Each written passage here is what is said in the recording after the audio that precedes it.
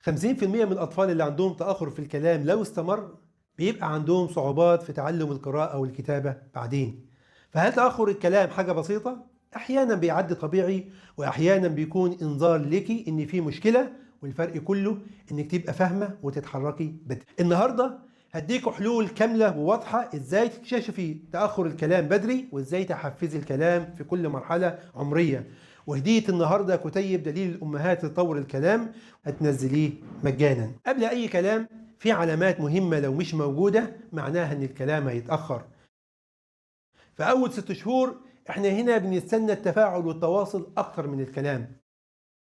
لو طفل مش بيبتسم ويتفاعل لما بتلعبيه أو تشغليه، الطفل مش بيلتفت لمصدر الصوت، لو مفيش تواصل بصري وعينه ما بتجيش في عينيكي لما ترضعيه أو أنت شايلاه، مفيش مناغاة أو أصوات غير البكا، لو الطفل مفيش ضحك خالص. لو في علامتين أو أكتر موجودة في طفلك، ده معناه إن أنت محتاجة تراجعي طبيب الأطفال فورا. من التمارين المهمة في العمر ده هو الصوت جاي منين؟ بصوت خفيف عن يمين أو شمال الطفل، عن طريق شخشيخة أو جرس أو عن طريق معلقة. نصدر الصوت وننتظر حاجتين: إن الطفل ينتبه للصوت، وإن هو يتحرك لمصدر الصوت، وده غالبا بيكون عند عمر 2 فأكتر. لو عمل كده يبقى هو كويس، لكن لو في شك في السمع على طول بنحتاج ان احنا نعمل فحص سمع بدري. وفحص السمع زي فحص النظر، الانسان ساعات ممكن يكون بيشوف بس محتاج نظارة لانه عنده طول نظر او قصر نظر. كذلك السمع ممكن يكون بيسمع، لكن في بعض الترددات بتكون عنده ضعيفة ما بيسمعهاش كويس، وده تخلي بعض الاطفال ما يقدرش ان هو يسمع بعض الحروف الضعيفة زي السين والشين والتاء والكاف، او ما يسمعش نهايات الكلام، ونلاقي بعض الكلمات او بعض الحروف واقعة من الطفل. فلو في اي شك في السمع ممكن علاجه، بس كل ما كان بدري كان افضل. المرحلة اللي جاية فيها بوابة مهمة، وهي بوابة الاشارة والتقليد. الباب ده لو اتفتح معناه الكلام مش هيتأخر. لو طفلك في المرحلة ديت من 6 شهور لسنة، فركزي معايا، بيرد بيقلد وبيشاور ولا لا؟ قلق في العمر ده لو الطفل مش بيستجيب لاسمه لما بتناديه، او مش بيقلد الحركات اللي بتقوموا بيها سواء لما تسقفي او تعملوا له باي باي زي ما هنشوف في التمارين، او لو الطفل مش بيشاور بايديه لما يكون عايز حاجه. لو علامتين او اكتر موجودين معناه ان انت محتاجه تراجعي طبيب الاطفال. من التمارين المهمة في العمر ده إن أجيب لعبة محببة ليه وأحطها على مسافة منه شوية، واستنى الطفل يبص ليها أو يشاور عليها.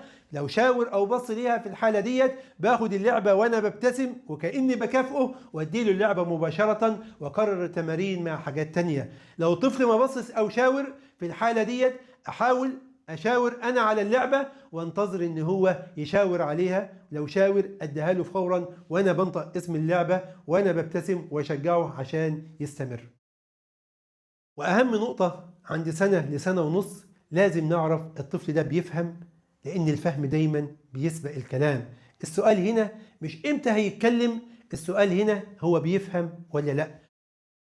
الطفل مش بيتحاول يتواصل معاكي سواء بالإشارة عشان يطلب حاجة أو عشان يرفض حاجة، ما بيفهمش الأوامر البسيطة اللي هي تعالى أو هات أو سيب، ما بيقولش كلمات لها معنى. يعني ممكن ينطق كلمة ماما من غير ما يبص ليكي أو يبقى في تواصل معاكي، ساعتها الكلمة دي ملهاش أي معنى. فلو في علامتين أو أكتر من كده معناها إنك أنت محتاجة تراجعي طبيب الأطفال. من التمارين اللي في العمر ده تمارين الاختيار. تمسكي لعبتين في ايديكي، كوره وعربيه مثلا، وتبص للطفل وتستني ان هو يشاور على اي واحده فيهم. في الوقت ده بتنطقي اسمها وتديها له مباشره وتكافئيه وانت بتبتسمي عشان تشجعيه، وتكرري الحركه يوميا بحاجات مختلفه يكون هو بيحبها. من سنة ونص لسنتين دي مرحلة مهمة، دي من أخطر المراحل اللي بنقيم فيها الطفل. التراجع أخطر بكتير من التأخر في المرحلة دي. لو الطفل كان بيتكلم وكلامه قل، كان بيفهم والفهم بقى ضعيف او اقل، لو كان الطفل ما عادش بيقلد ولا بيشاور ولا بيتفاعل مع اللي حواليه ولا بيلعب مع الاطفال، في الحالة ديت معناها ان انت محتاجة تراجع طبيب الاطفال فورا. والتمارين المهمة في العمر ده ان انا بجيب صورة للطفل، اوري له الصورة 10 ثواني واشاور بايدي واقول فين القطة. لو الطفل شاور او بص على الصورة بقول له صح، واشاور واقول له دي القطة، واشجعه بالابتسامة واقول له شاطر. لو الطفل ما شاورش بتشاوري بايديكي على الصورة وتقولي دي القطة، وتعيد السؤال مرة تانية وتشجعيه ان هو يتشاور ويتفاعل. لو ابنك فوق السنتين ركزي معايا، من 2 ل3 سنين هنا لازم يكون فيه فرق واضح ما بين الكلام غير المفهوم وما بين التأخر البسيط. هنا بنبص انه هو فاهم وكلامه واضح واجتماعي بيلعب مع الأطفال كويس.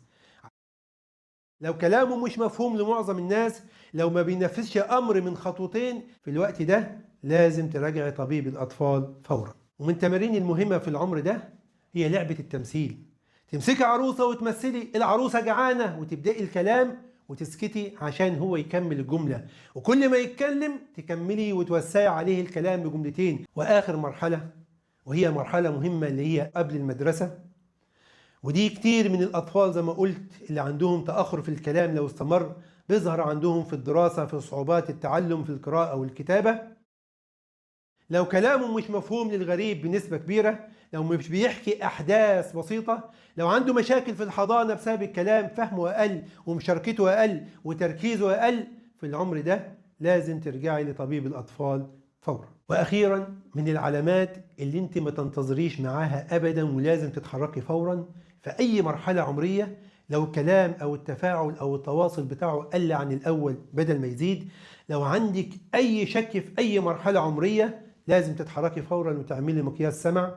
لو ما فيش إشارة بعد عمر سنة، لو عنده ضعف واضح في الفهم، لو مش بيتفاعل ويلعب مع الأطفال من حواليه، في الحالة ديت لازم تتحركي فورا وتقيميه عند طبيب الأطفال. لو عايزة كل الكلام ده مرتب قدامك بالصور والجداول، وتعرفي تفاصيل أكتر عن مراكز الكلام المختلفة وإيه التمارين اللي تحفز كل مركز، وتمارين زيادة لكل عمر مش تمرين واحد، اكتبي لي في التعليقات كلمة دليل وأنا هبعت لك رابط الكتيب تنزليه مجانا. دمتم في أمان الله وأنتم في أتم صحة وأحسن حال، والسلام عليكم ورحمة الله وبركاته.